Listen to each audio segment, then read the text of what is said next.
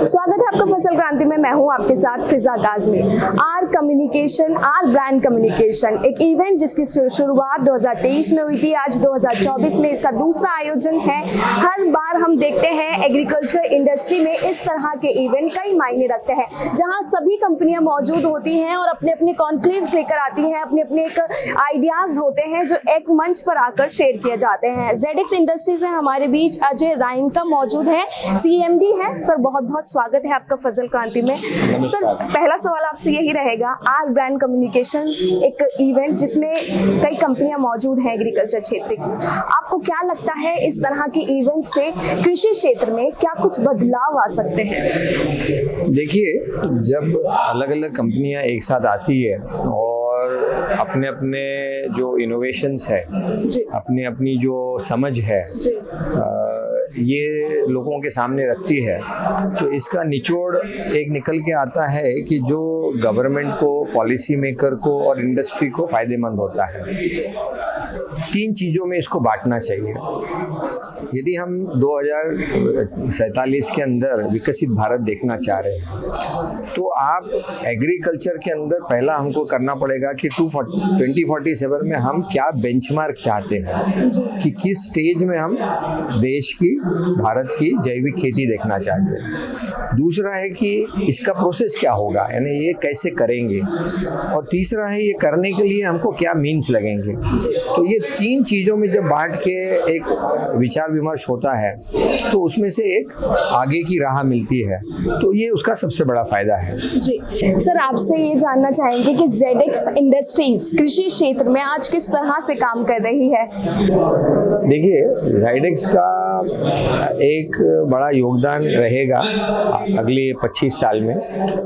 वो ये रहेगा कि हम ऐसी पहली कंपनी है पूरी दुनिया के अंदर कि जिनका ये दावा है कि कोई भी फसल, कोई भी मिट्टी और कोई भी क्लाइमेटिक जोन यानी तापमान की जगह, हिंदुस्तान में हम किसान को पहली ही फसल में मुनाफेदार ऑर्गेनिक या जैविक कृषि करा सकते हैं। और मेरे सारे किसान भाइयों को ये चैलेंज है कि जिसको भी ये बात को चैलेंज करना है, मैं हर किसान के लिए 1 लाख रुपया टेबल पे रखूंगा। उसने भी 1 लाख रुपया टेबल पे रखने का, उसी के खेत में उसने उसकी रासायनिक पद्धति से खेती करना और हम उसको जैविक खेती करके दिखाएंगे, जिसमें भी मुनाफा ज़्यादा होगा वो 2 लाख रुपया ले जाएगा।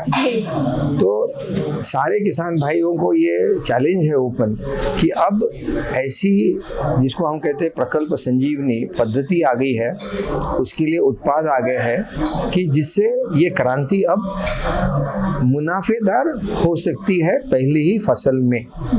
अब इसका आधार क्या है? तो मिट्टी की जो उर्वरा शक्ति है वो हम 1 महीने के अंदर बढ़ा सकते हैं। मिट्टी सांस लेने लग जाती है, मिट्टी की पानी की संग्रह शक्ति बढ़ जाती है, बरसात का पानी जमीन में सोख होना शुरू हो जाता है, और हम हवा से पानी कैसे लेना उसकी भी तकनीक ढूंढ के निकाले हैं, ताकि जो पौधे के ऊपर जो एक, जिसको हम एक धूप की मार कहते हैं और ज़्यादा बरसात की मार कहते हैं, पानी के अभाव की मार कहते हैं, ये सारी उसमें कम हो जाती है। और कीटनाशक के लिए भी एक नई टेक्नोलॉजीज लाई है कि जिसके अंदर हम जो दवाइयाँ हैं उनका असर लंबे समय तक रख पाते हैं। तो ये सारी टेक्नोलॉजी मिला के ये बदलाव आ सकता है। मुझे लगता है कि मुनाफेदार होगा और इसीलिए ये आगे जाके एक बहुत बड़ा बदलाव आप जैविक भारत की तरफ इसकी वजह से देखें। जी सर ने बहुत ही बेहतरीन बात कही और एक एग्जाम्पल भी सेट किया है, क्योंकि आज कई कंपनियां कृषि क्षेत्र में काम तो कर रही हैं, लेकिन सर हम देखते हैं कहीं ना कहीं आज भी कई ग्रामीण क्षेत्र हमारे ऐसे हैं जहां कंपनियों द्वारा विकसित की गई जानकारी को या तकनीक को वो फार्मर्स तक नहीं पहुंचा पा रहे हैं। तो ZX कैसे किसानों तक अपनी जानकारियां पहुंचा रही है, ताकि जो हमारे किसान भाई हैं जिनको जानकारी नहीं है या वो उनको जागरूकता नहीं है उनको तकनीक को लेकर, तो कैसे काम किया जा रहा है ZX द्वारा? देखिए, ये पूरी जो कृषि की पद्धति है ये हमने डेवलप करते करते हमें 7-8 साल लगे। तब तक हमने बहुत ज़्यादा इसके बारे में पब्लिसिटी नहीं की।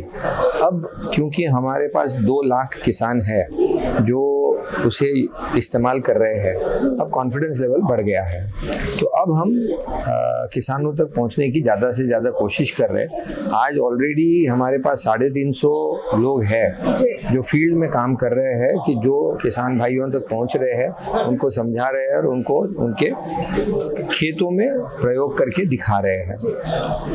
सवाल ये आता है कि यदि हमें एक जैविक भारत बनाना है तो हमारे पास करीब 6,40,000 गांव है।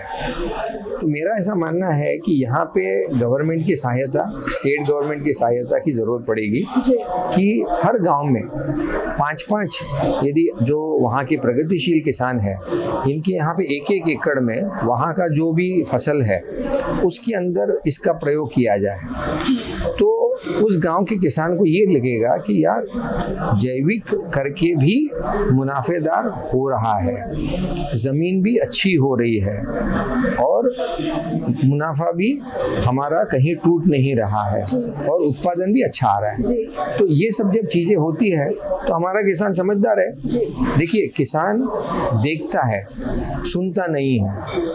ये एक बड़ी हिंदुस्तान के किसान की खासियत है, पर उसकी नज़र बहुत तेज है, उसको दिखाओ।